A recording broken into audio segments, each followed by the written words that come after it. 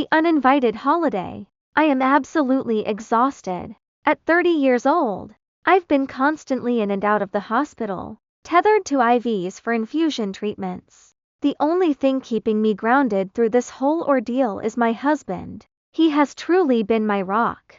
Last year, we made a huge change for his family, moving states because they asked us to. They're a very close-knit unit and wanted to keep everyone near. The irony is, since we moved, they've never once driven over to visit us except for an hour after we bought our house, when they rushed off to beat traffic. Meanwhile, we've driven the hour each way to see them over 15 times. Even though the drive now utterly wipes me out and is a real risk to my health, they still expect us to be the ones making the journey. I don't have any family or close friends here besides them, and despite my husband practically begging them for help, they always conjure up some excuse. Even though they are both retired, the lack of effort has always stung. But what happened recently was a whole new level of hurtful. My husband and my mother-in-law share a birthday.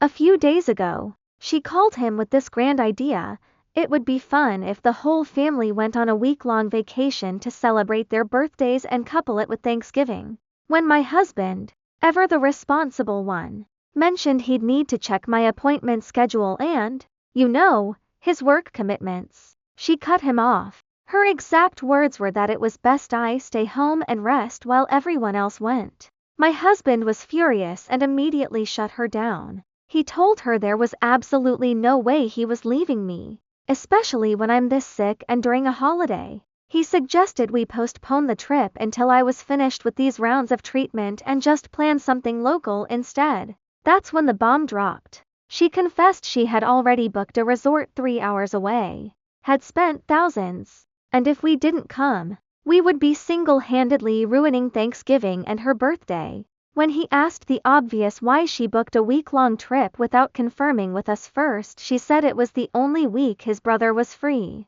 The moment she said it, it hit me like a physical blow. She never intended to include me. It felt like she never even intended to include my husband. Her only real concern was my brother-in-law's availability, the same brother-in-law she sees every single day. The entire vacation was clearly booked either as a calculated attempt to guilt my husband into abandoning me, or just a passive-aggressive way to exclude us altogether. I was over it. I was exhausted from the sickness, done with the excuses, and finished with her complete lack of care. I asked my husband to hand me the phone. I took a deep breath and, in the calmest, most cuttingly sarcastic tone I could muster, I delivered my parting words.